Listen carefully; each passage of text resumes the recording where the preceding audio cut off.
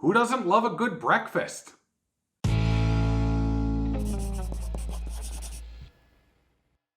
Welcome to Crocs in the Kitchen. I am Brian. Oh, geez. And apparently my co-host is Peef today. I don't know, maybe I can stick him right there. Is that gonna, no, you're going away. Welcome once again to another exciting episode of Crocs in the Kitchen. Jessica is behind the camera, directing the episode, and I am bringing you something that popped into my head a while ago. I remember it very clearly. Jessica was gone on a trip with her mom to see a concert, and I made my way downstairs on a Saturday and was like, you know what? I'm gonna make myself breakfast. As you guys know, I haven't really been eating breakfast. I've been skipping it and generally skipping lunch as well. But I just haven't been eating it. I just really wanted breakfast that day. So I whipped something up with a little bit of hash brown and some veggies and a little mixture of things and then went, aha, I can turn this into a casserole and it'll be amazing. Jessica comes running on back home after a while and I say, hey, I got an idea for something. Let's try it out. She's skeptical to say the least. And then I make it for her and she eats it and she's like, that's pretty darn good. So I am bringing you Brian's Eggy veggie breakfast casserole. And it's really good. So let's actually get to the ingredients. Over here we have some finely chopped up mushrooms. We have some celery, which you guys mostly know I don't really care for celery, but trust me, it works really well in this. Then I've got one large yellow onion, one red bell pepper, and one green bell pepper. Down here in this little cup, I've got some fresh flat leaf parsley, aka Italian parsley. And then I have 1 pound of frozen hash browns. Now, this is literally just frozen potatoes.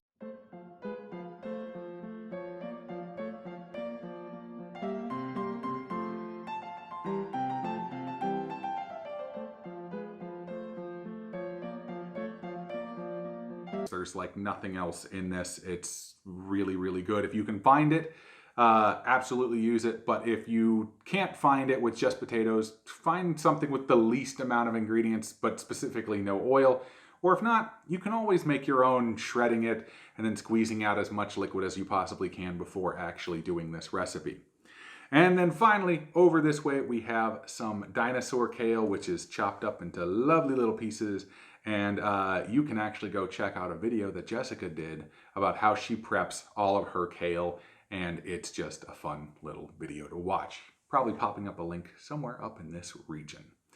And then you will need some no salt seasoning. I do prefer this Watkins no salt seasoning. It's honestly my favorite of the bunch. And then some black pepper. Now, over here, this is our eggy mixture. Well, minus this.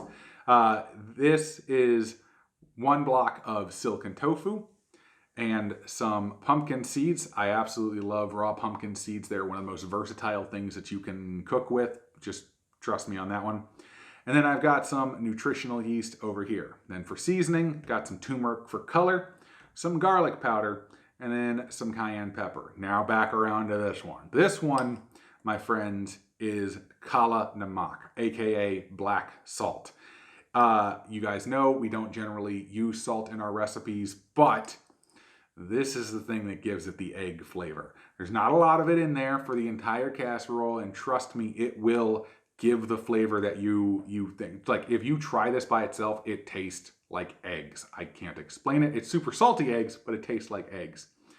And it's a pretty key component of the dish. But if you can't find it, if you can't use it, it's still going to turn out good either way. Why? Because I make recipes that can be versatile like that. That's just what I do. So that's the egg mixture, which we will have to blend up. And then finally, we have some salsa over here because we're going to top the whole thing once we dish it out into plates with a little bit of salsa just to kind of punch up those flavors a bit. Because who doesn't love salsa on an eggy veggie breakfast casserole? I mean, I know I love it. So let's get to cooking. All right, the first thing that we will have to do is get some stuff heated up. So preheat your oven to 375 degrees. I have no idea what that is in Celsius, but look it up. You can find it online.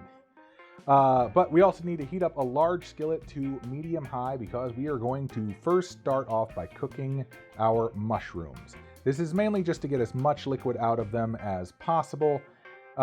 You can see here that it starts to steam up a bit and it starts to release that liquid. It may stick for a little bit, but if you just keep moving it around, eventually that liquid will come out and it won't stick anymore. Once again, we are just trying to get as much liquid out of these mushrooms as possible. Once you can see that the mushrooms are no longer really releasing any liquid, go ahead and add in the finely chopped celery, the chopped onion, and the chopped peppers. Just keep moving them around so we can get them a bit softened before we put them into the rest of the mixture. Now, I will say this, do cook your vegetables before putting them into the actual casserole. I made this once before without actually cooking the vegetables, and it did not turn out that great. They were still a bit crunchy, and it wasn't really that good. So trust me when I say that you need to soften your vegetables first. You can go ahead and add some water to the pan if you notice the vegetables starting to stick, but for the most part, you shouldn't really have any problems with that.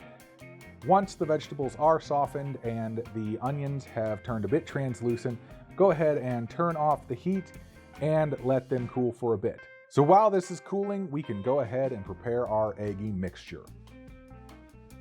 Now, you guys remember all those ingredients that I talked about being in the eggy mixture back in the beginning of the film? Just put all of those into a high-speed blender and blend it for 60 seconds. You shouldn't have any trouble whatsoever blending this. If you have a regular blender, go ahead and blend it up as much as you possibly can, but you really just want this to be smooth and creamy.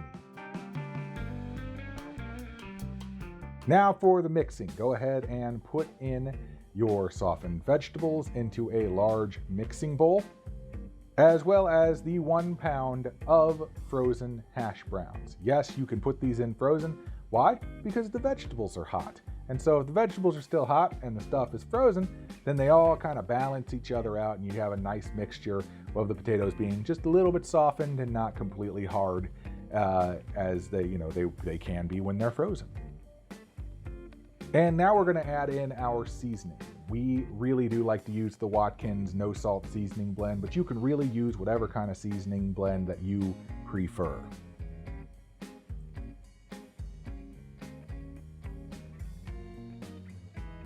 Now, you don't necessarily have to do this all in this order, but I like to mix up the seasoning blend into this just because it seems to be a little bit easier to do it at this stage than before you add in the rest of the ingredients. But the next ingredient up is the kale. And then I'm going to add in a little bit of pepper to taste.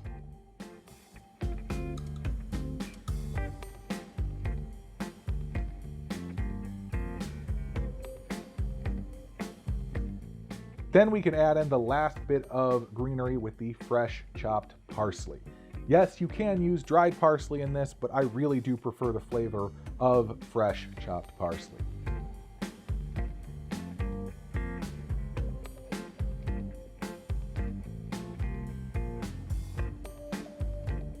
And then finally, we can put in our eggy mixture. Now, while you're stirring this up, you're going to be like, Brian, this is really runny. Is it supposed to be this way? Yes, it is supposed to be this way. Just trust me, it will firm up, it will be awesome, but it's going to seem like it's really, really liquidy. I promise it'll turn out good. Once everything is mixed together, go ahead and toss this into a 13 by 9 baking dish. And you will notice we didn't put anything on here. There's no parchment paper, there's no oil, there's no butter, there's none of that in here, right? Because we don't cook with that. Well, we do cook with parchment paper, but that's not a food group. All right, so none of that is needed whatsoever. It will come out of this just fine. So once you got it in there, go ahead and spread it about into a nice even layer, and then it is time to put it into the oven.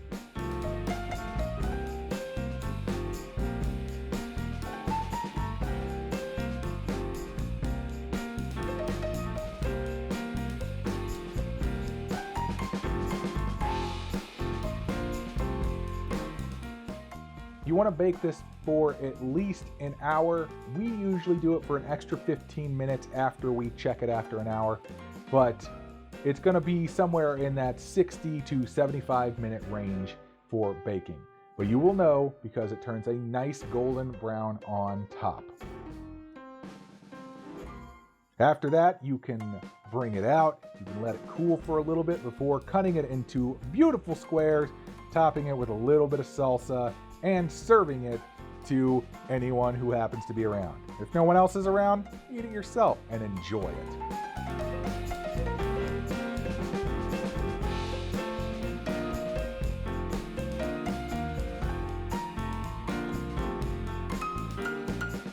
So, Jessica? Yes? I present to you my Eggy Veggie breakfast casserole. Yay! Took me a second. I decided after Brian filmed, we filmed the making of this and I was taking photos, this should be our Easter dish.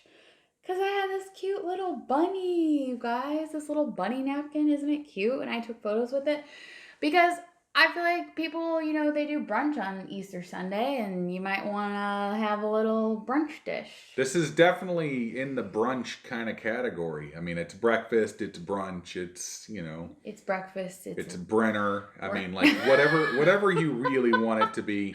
All I know is that it tastes good. Yes. And it's just, okay. I mean...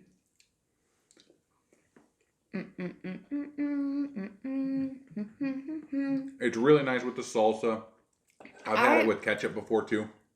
I didn't think it would taste like egg. Like, it doesn't, like, it looks like egg. Mm-hmm. It looks like there's egg in there, but it doesn't like necessarily taste like, I don't know. It's just weird. I don't understand how it works. It's just magic and black salt. I do like it with the salt, the salsa. The salsa, yeah. Yeah.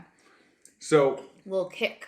This is one of those things where this is like honestly one of my favorite things to get for breakfast because it's, there's the potatoes, there's the veggies, there's all this goodness and stuff in there. And then you get, the pumpkin seeds, of which there's not a massive amount of pumpkin seeds in this. It's not like some tahini laden dish or something like that. Like, it's got this perfect mix of these savory elements. And I like how the kale gets a little crispy. The kale was my addition, by the way. Yes, that is true. I was like, Brian, this needs some kale or something. And then I always have kale diced and on hand, so we just tossed it in a little bit. And again, it turns like crunchy. Yeah, it gets like crunchy on the top part. And yeah, I love the different textures, especially. So if you're going to reheat it, I always like to take it and cut up a square and put it in the air fryer. Yep, great way to do it. So it re-crisps up like it does from the oven, and it's just like, So hopefully whether you celebrate Easter or you just want a fabulous breakfast or brunch or whatever, you guys can make this amazing casserole, and yeah. Yeah, just top it with whatever you like, and trust me, you will love it. Others will love it, and hopefully, many, many more other people love it as well. I had no idea where I was going with that. I just went with it. But subscribe to the channel if you have not done so already, and click the bell that is right next to it. You will get notified whenever we post a new video. You can also find us on social media, Facebook and Instagram. You can message us. You can comment on there. You can do all sorts of fun things. We love interacting with you guys that watch these videos. You can give this video a good old like and give it a share out to other people. And it really does help grow the channel, which is one of the best ways to actually grow the channel. But I think that's all I got for this one. That's definitely all I got. We will see you next time on Crocs in the Kitchen. Easter Bye. Bunny. Just gonna jump on the bye with the Easter Bunny like that? Wow. He's so cute with his fluffy tail. I'm going back to my casserole. Look at his tail.